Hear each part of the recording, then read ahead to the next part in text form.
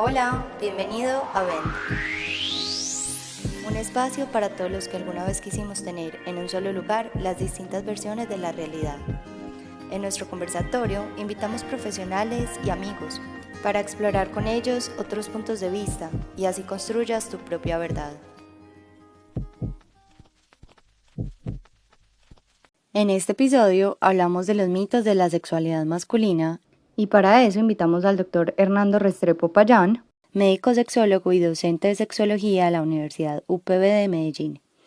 Con él vamos a hablar de todas esas falsas creencias que tenemos arraigadas en nuestra cultura y educación sexual sobre el rol del hombre en un encuentro sexual, cómo la industria pornográfica ha sido la perpetuadora de este rol impuesto y además hablamos de cómo todo esto ha llevado al aumento en las disfunciones sexuales y a la automedicación con medicamentos como Viagra. Explicamos las principales disfunciones sexuales como la eyaculación precoz y la disfunción eréctil y cómo la pareja sexual juega un papel fundamental en el pronóstico de estas disfunciones sexuales. Entonces, me encantaría darle la bienvenida al doctor Hernando, que él nos cuente un poco sobre él, sobre su rol de médico, pero también quién es Hernando como ser humano.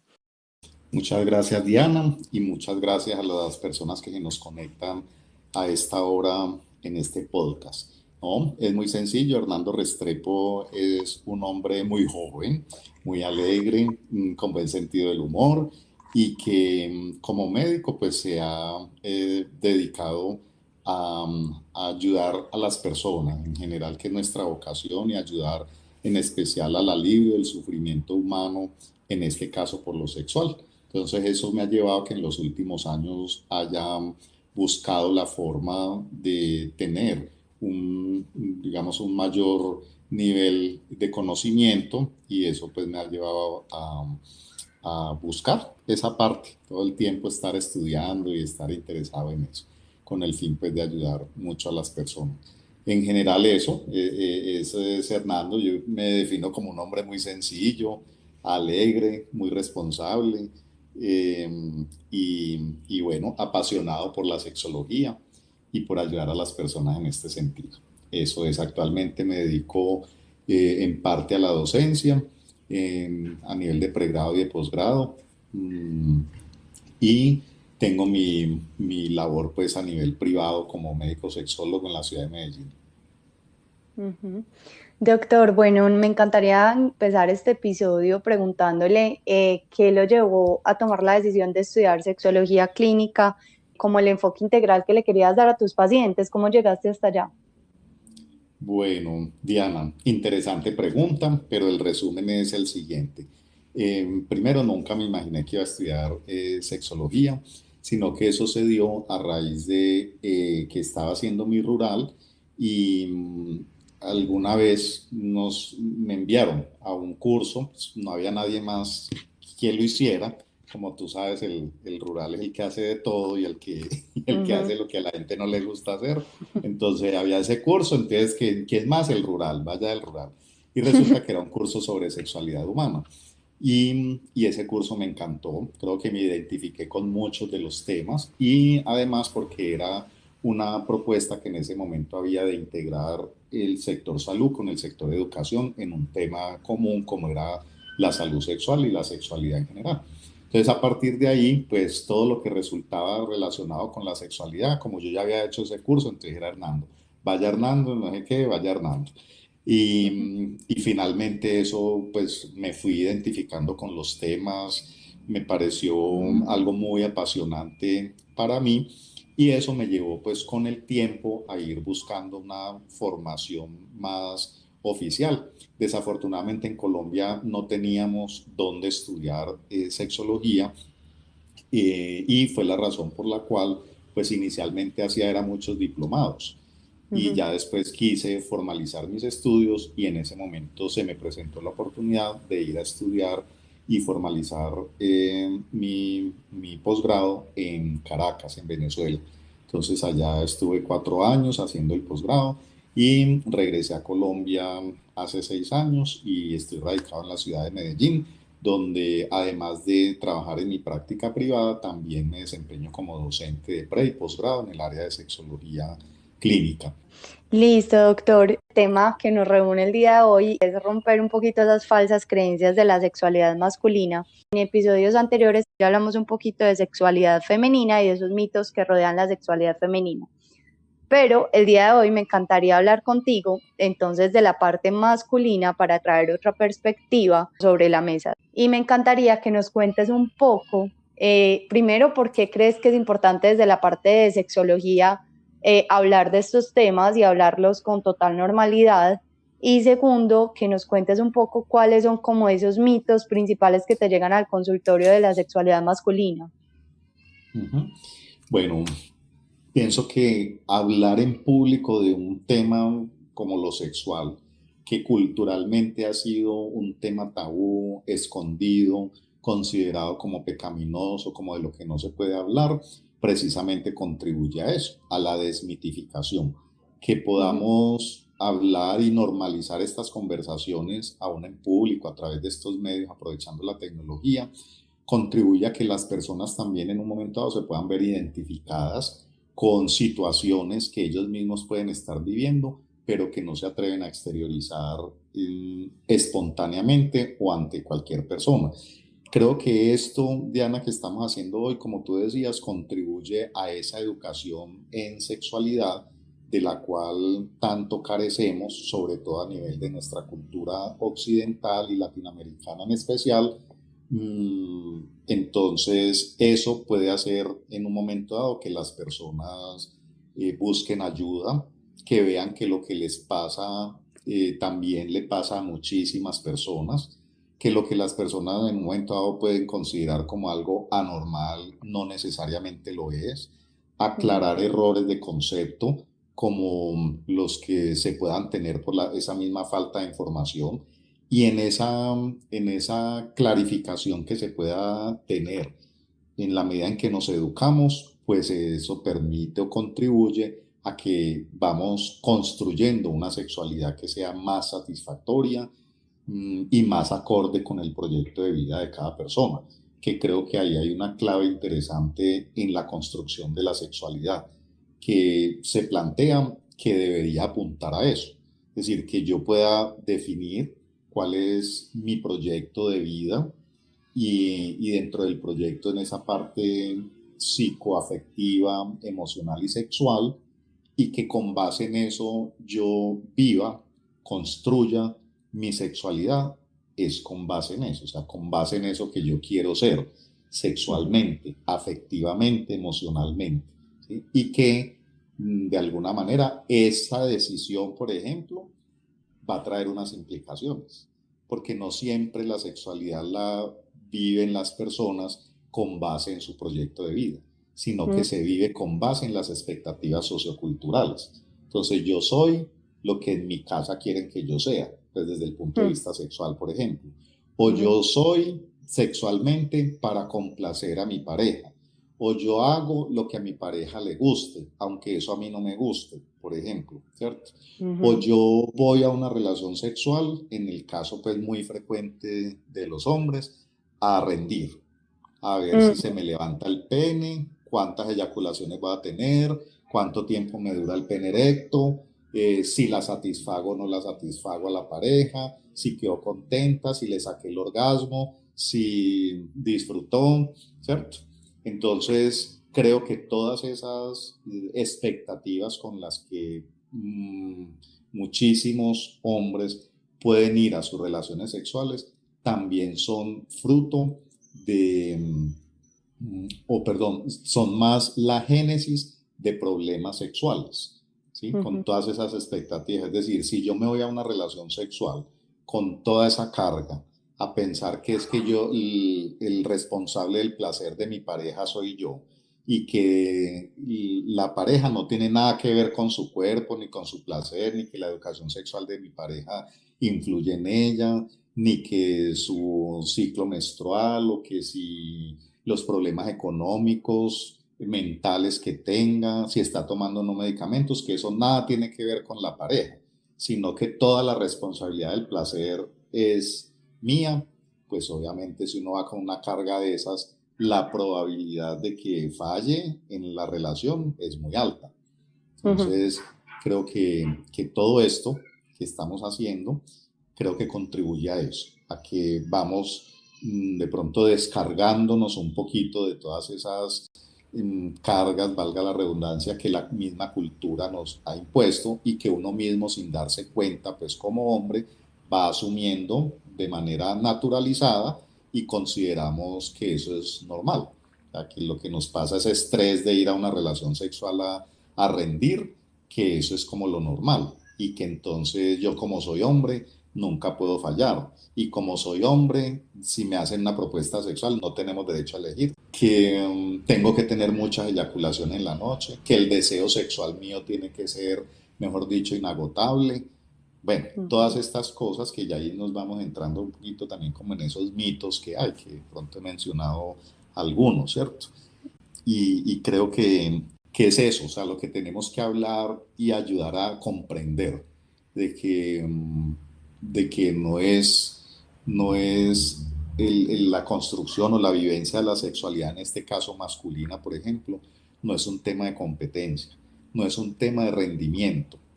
Lo menciono porque es algo muy frecuente que ocurre en la consulta de esa necesidad que hay de es que yo tengo que rendir más, es que yo Ujú. tengo que durar más, es que mis erecciones tienen que ser inagotables, es que mi deseo sexual no es como el del vecino, ni como el de mi hermano, ni como el del primo mío, ¿cierto? Entonces todo el tiempo también haciendo como una comparación, o el de mis amigos, que dice, los amigos míos dicen que mejor dicho ellos en la cama son como unos leones, pues, y yo no me veo así, ¿cierto? Entonces, es como eso, como aprender que la sexualidad, pues, es una construcción individual, obvio influenciada por muchos factores de tipo biopsicosocial y cultural y hasta espiritual, y que es algo individual, ¿cierto? Ujú. Que no nos tenemos por qué parecer sexualmente a nadie y que la expresión de la sexualidad casi que es infinita, uno diría como inagotable, pero que hemos aprendido culturalmente en Occidente, que sexualidad es igual a tener relaciones sexuales. Ujú. Entonces, y en el caso de los hombres, la sexualidad se reduce al funcionamiento del pene. O sea, Ok. si el pene no funciona, ya para qué vivir. Muchas personas Hasta ese expresan extremo. eso hasta ese extremo. O sea, eso para decir que el grado de sufrimiento es tal por este esquema mental que construimos respecto a la vivencia sexual masculina en Occidente es tal que ya, o sea, casi que yo no valgo nada si mi pene no se levanta. O sea, ya para Ujú. qué ni me levanto yo, ¿cierto? ¿Para qué vivo si el pene no No. me funciona? ¿Sí? Entonces, mire toda esa reducción que hacemos de la sexualidad al funcionamiento genital, ¿ya? Ujú. Y en ese sentido, pues obviamente todo eso ha sido en gran parte aprendido de la misma cultura y, y donde hay unas exigencias, digamos, simbólicas a nivel cultural que hacen que los hombres nos creamos eso. O sea, que lo normal es que siempre tenga que tener una erección y que nunca puedo fallar. Es decir, las funciones biológicas humanas, como por ejemplo la presión arterial cambia si hacemos ejercicio, si no, la respiración también se modifica, que la frecuencia urinaria se modifica, el hambre se modifica, la sed se modifica. Es decir, lo normal y lo que es compatible con la sobrevivencia es la variabilidad en las funciones, de las funciones humanas, fisiológicas, no la Sí. estaticidad. Pero eso en lo sexual no lo aceptamos. Creemos que como somos hombres, tenemos nuestra función sexual tiene que ser como una línea recta, o sea, no admite variaciones. ¿Sí? Y este es un mensaje grande que queremos dejar hoy acá, y es que la función sexual también es una función humana y una función muy susceptible a ser afectadas por muchos factores de tipo biológico, psicoemocional, sociocultural y espiritual, como lo hemos Ujú. dicho. Entonces, lo normal es precisamente que esa vivencia sexual también varíe, que nuestro deseo sexual varíe, o sea, no tiene por qué ser el deseo sexual en una línea recta durante toda la vida, ni la frecuencia de las relaciones sexuales. Estas variarán cuando estamos estrenando pareja, al principio de una relación, cuando estamos sanos, ¿cierto? Pero también en la medida en que se cumplimos años en una relación, eso también disminuye. Cuando hay problemas con la pareja, cuando hay alguna enfermedad, cuando hay alguna preocupación, la frecuencia de las relaciones y el deseo sexual también baja, ¿sí? Y por más hombres que seamos, somos humanos, ¿sí? Y tenemos Sí. derecho a decir también, hoy no quiero tener actividad sexual. Es un derecho humano. Te quería como hacer una pausa ahí como para devolvernos un poco porque me gusta mucho que hayamos empezado a hablar de la parte cultural que compone la sexualidad humana, justo en el capítulo que te comentaba de sexualidad femenina, también pues hablando yo desde mi perspectiva como mujer, como médica y con Carolina, la doctora con la que hablamos de este tema, también comentábamos como todas estas, este tabú, cómo ha afectado la sexualidad femenina, todos estos mitos, todas estas falsas creencias, la mujer como en su rol de ser pura, de ser virgen, de no conocer su propio cuerpo, de que está mal tocarse a ella misma, de que la mujer no puede tener un deseo sexual elevado o no puede tener relaciones sexuales casuales. Bueno, hay varias creencias que hacen que la mujer no se sienta libre de expresar su propia sexualidad y ni siquiera de descubrirla, pero me encanta que hayas empezado a hablar de la parte cultural que puede afectar la sexualidad masculina, porque muchas veces como mujeres, y lo hablo desde mi punto de vista, no entendemos este tipo de presiones culturales o este tipo de creencias que rodean la sexualidad masculina, pues porque no lo vivimos de primera mano, ¿cierto?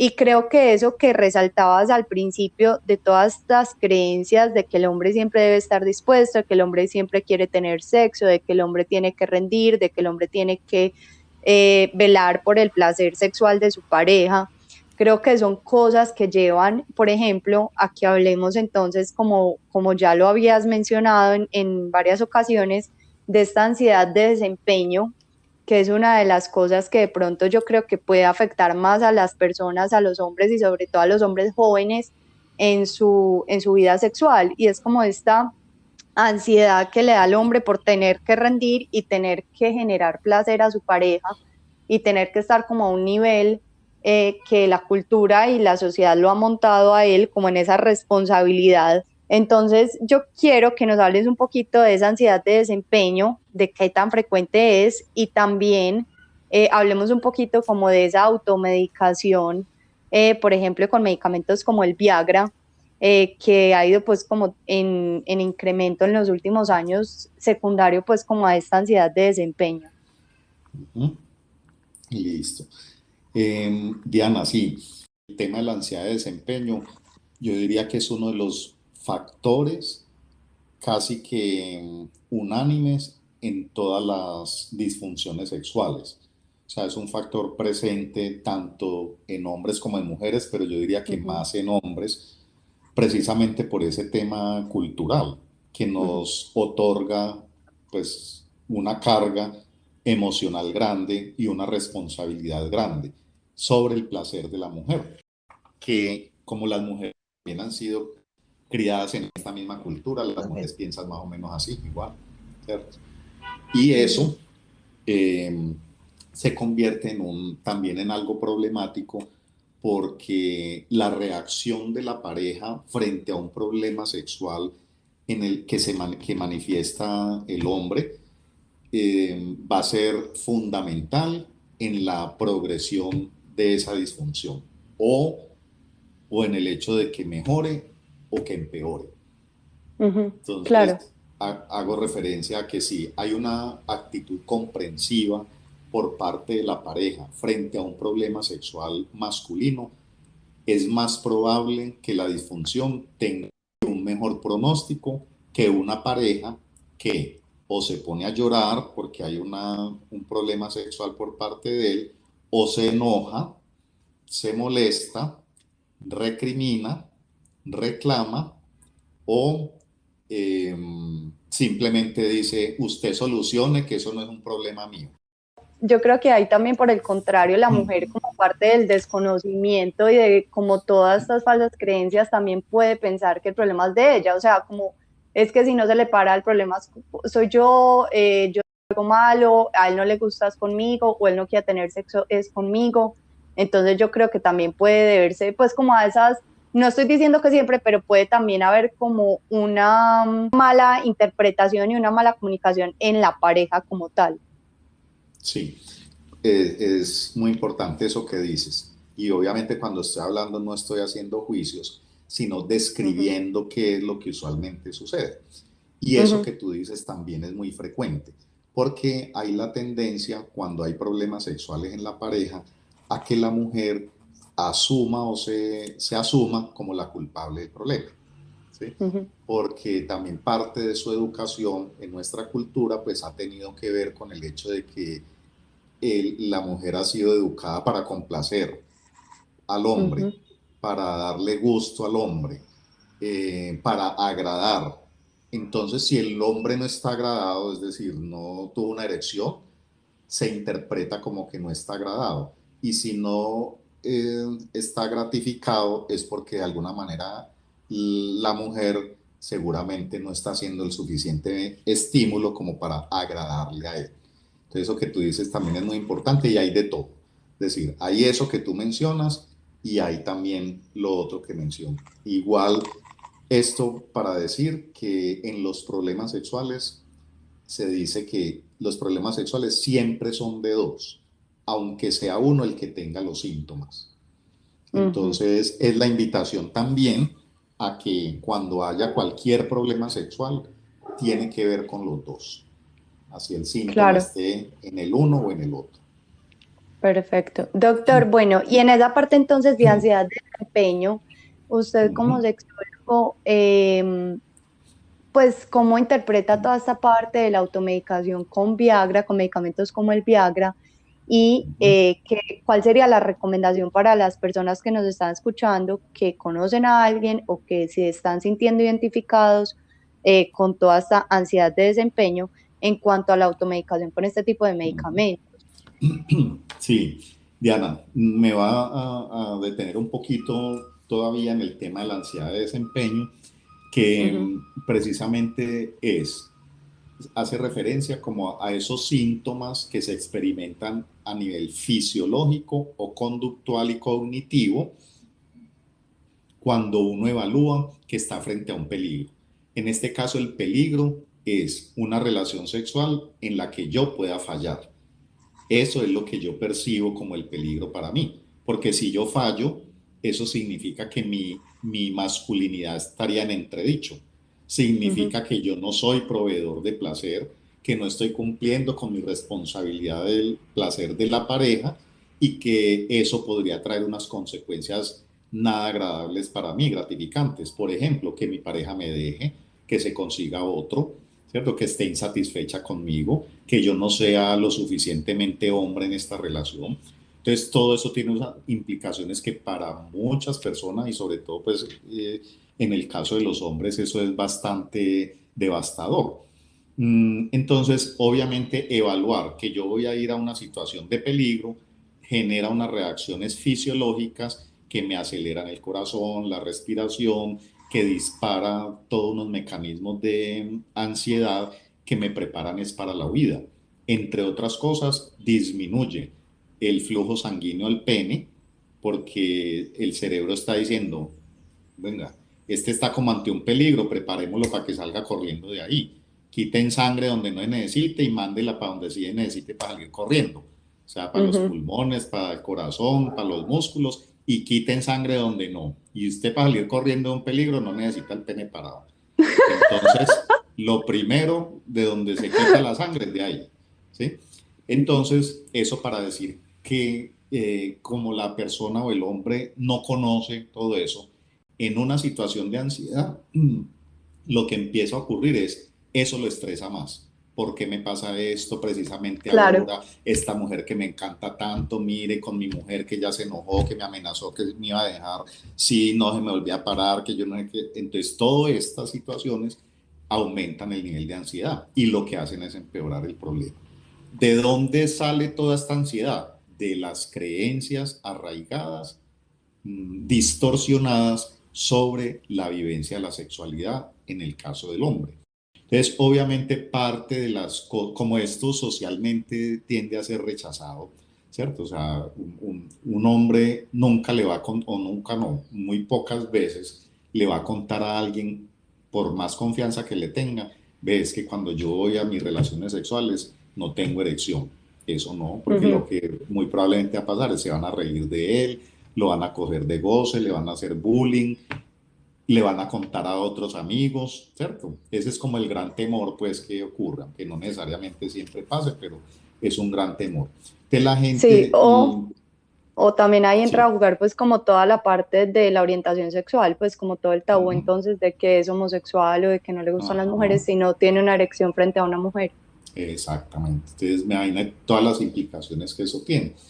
Y Claro. eso, esa falta, digamos, de comunicación, de poder buscar ayuda, es lo que hace que entonces todo esto se viva en silencio y soledad y genere gran sufrimiento y empeora el problema, ¿sí? Y pueden Claro. pasar semanas, meses, y es muy frecuente que pasen años con la situación sin resolverse por el temor a consultar. Entonces, y muchos recurren entonces a todas estas estrategias dentro de esas, pues, los medicamentos que le recetó el amigo, el vecino, que vio en la televisión, que buscó en internet, a ver qué es bueno para esto, y resultan las personas pues automedicándose, ¿cierto?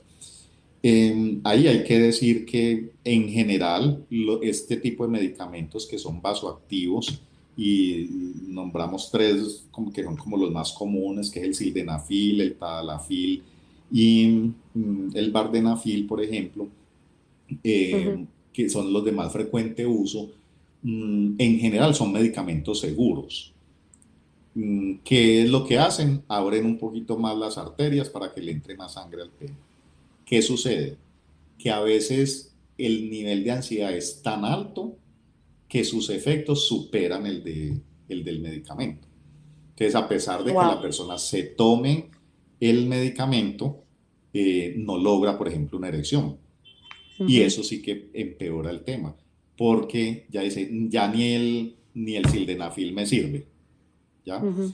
Entonces, digamos que acá la conclusión sería decir que la solución no está en tomar medicamento ahí, porque si no modificamos las creencias y los pensamientos acerca del funcionamiento sexual, pues por más sildenafil que me tome o por más tadalafil que tome, seguramente voy a tener problemas, ¿ya? Ujú. Porque voy a ir a seguir yendo con el mismo miedo, el mismo temor, los mismos pensamientos anticipatorios de falla frente al funcionamiento sexual. Y eso hace que la persona no disfrute. O sea, yo me podría tomar el medicamento, pero igual si voy con miedo, qué tal que me falle, qué tal ni con esto me funcione, entonces me toca ponerme a pensar en otra, traer imágenes de no sé dónde a ver si funciona. O sea, tú te imaginas uno en una relación sexual Claro. pensando todo eso. Si uno se pone a No, pensar, deja de sentir. sí, no, total. Doctor, y bueno, de esta ansiedad de desempeño, pues entonces ahorita hablábamos de que de ahí pueden salir otros trastornos o disfunciones sexuales y yo creo que se me vienen dos a la cabeza grande, y la disfunción eréctil y la eyaculación precoz. Digamos que la disfunción eréctil, pues ya hemos como mencionado algunas cosas, pero para las personas pues que no conocen a grandes rasgos de qué se tratan estas dos patologías. Bueno, la disfunción eréctil hace referencia a aquella dificultad para lograr y o mantener erecciones lo suficientemente firmes que permitan unas relaciones sexuales como uno las desea. Ujú. Básicamente sería como esa la definición. Entonces, ahí hay que aclarar que el hecho de tener una ansiedad anticipatoria por el deseo sexual no significa que yo tenga una disfunción eréctil. Usualmente las causas de la disfunción eréctil, pues si bien pueden ser orgánicas y psicógenas, Propiamente una disfunción eréctil habla de causas orgánicas. Sí. Lo psicógeno puede generar lo que llamamos fallas en la erección, que no es lo mismo que tener una disfunción eréctil, ¿ya? Entonces hay criterios pues, que uno clínicamente utiliza para diferenciar eso, porque en ese caso una disfunción eréctil real tiene que ver con un problema vascular, endocrino, neurológico, y unas fallas en la erección tienen que ver con esto, ansiedad del desempeño, por ejemplo. Y los enfoques y los manejos también van a ser diferentes. Bueno, entonces digamos que en términos de disfunción eréctil sería como esa aclaración. Y la eyaculación precoz, que se define también como la eyaculación que ocurre antes de que la persona lo desee, y se han planteado tiempos, se dice que si ocurre menos de un minuto o menos de 3 minutos, esos son criterios para eso. Uno agregaría un criterio que clínicamente es muy importante y es la dificultad para o imposibilidad para el control del reflejo eyaculatorio. Creo que más que el tiempo, de si usted dura un minuto y medio, 1 minuto y 30 segundos, o te dura 29 segundos o 59 segundos, entonces si ya tiene 61 segundos ya no tiene disfunción eréctil, no. O sea, es más como que la persona aprenda a reconocer si conserva esa capacidad de control de su reflejo eyaculatorio, incluso independiente del tiempo que pueda durar. Entonces, algo muy conexo a la eyaculación precoz es la ansiedad anticipatoria por el rendimiento sexual.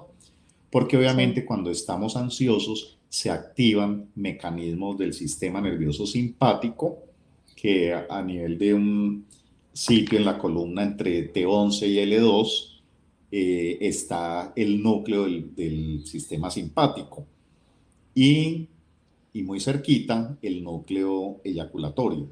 De manera que por contigüidad, cuando estamos muy ansiosos, se puede acelerar el reflejo eyaculatorio, ¿sí? Entonces, de ahí que en la mayoría de las veces, en la experiencia pues, que uno tiene en la clínica, lo que hay que hacer es incidir o intervenir la ansiedad anticipatoria por el rendimiento sexual. Y eso tiene que ver, nuevamente digo, con las creencias que tenemos acerca de la sexualidad. O sea, es que hemos aprendido, usted es más macho entre más dure. Y Claro. aquí traigo a colación algo que, mm, que también se le encuentra a uno en la consulta de las mujeres.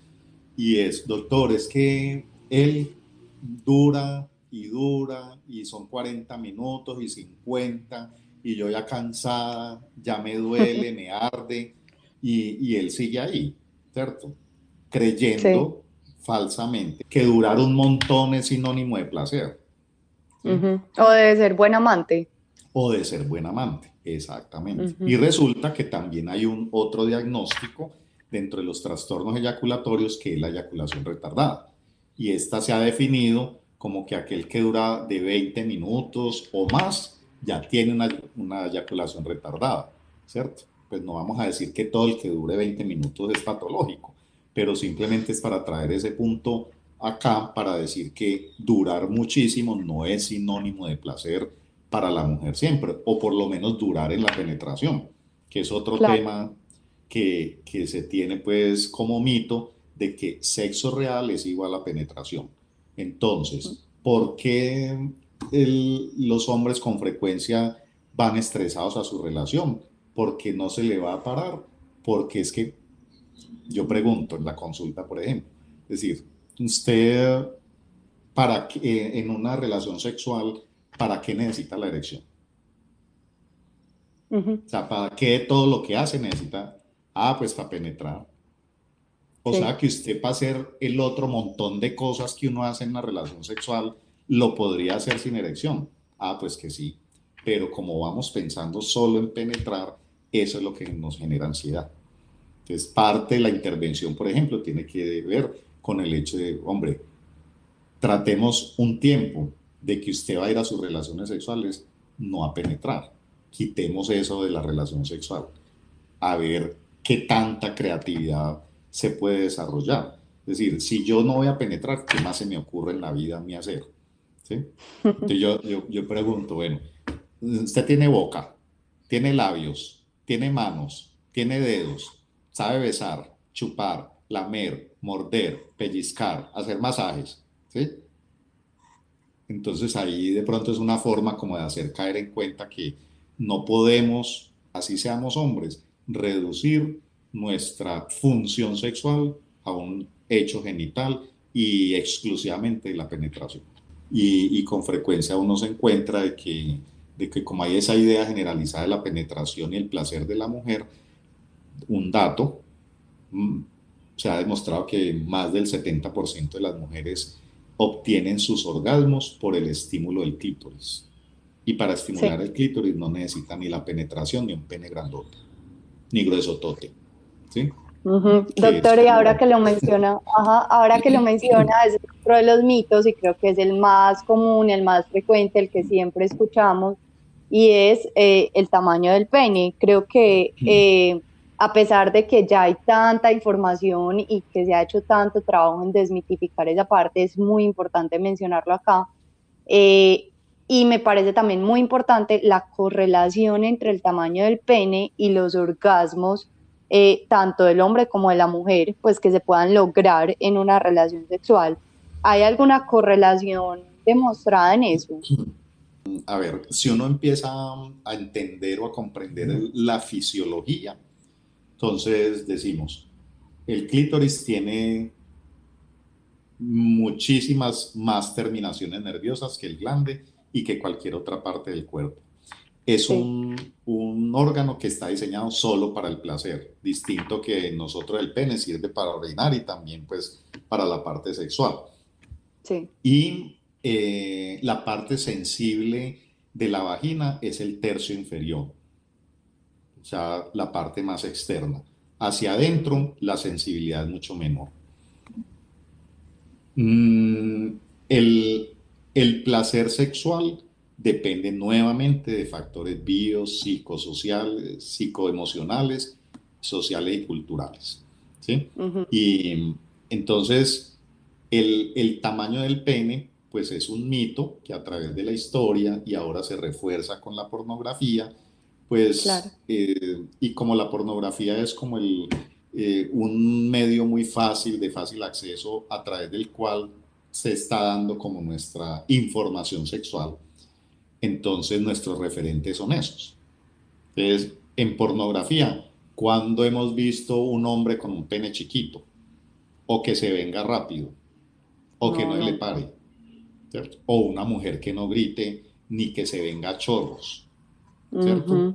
Entonces, eso es como hacer caer en cuenta de que la pornografía es una industria que genera muchísimos millones de dólares diarios, ¿sí? Y que en torno a eso, pues se hacen cosas que tienen que ver con lo que la gente desea y se imagina y le gustaría, pero no puede ser el referente de nuestra construcción de la sexualidad.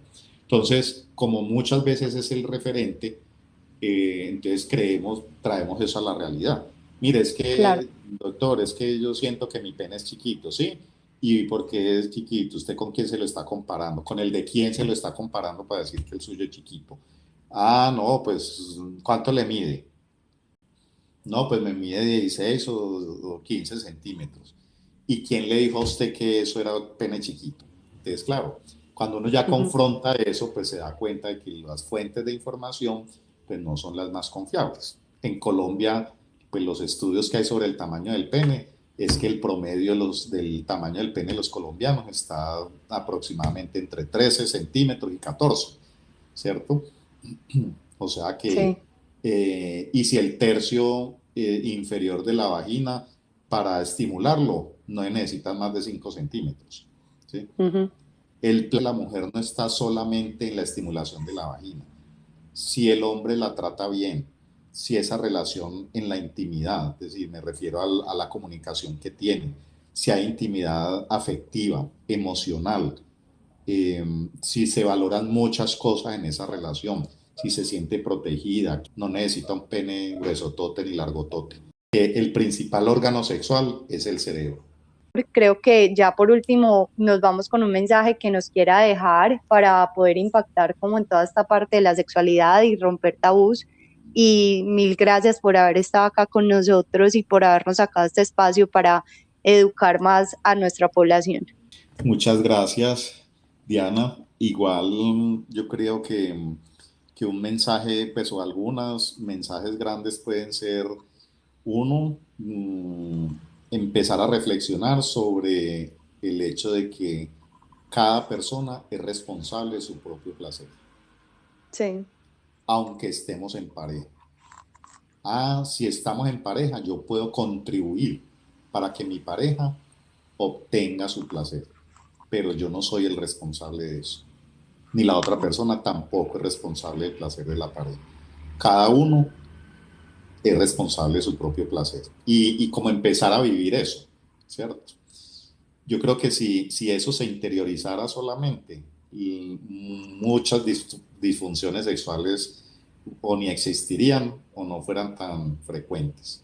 Si alguien tiene una eyaculación precoz y la mujer es responsable de su placer, dice, bueno, mi amor, usted no ha terminado, perdón, usted ya terminó, pero yo no. Entonces, venga, ayúdeme de otra manera para que yo pueda terminar, ¿cierto? Bueno.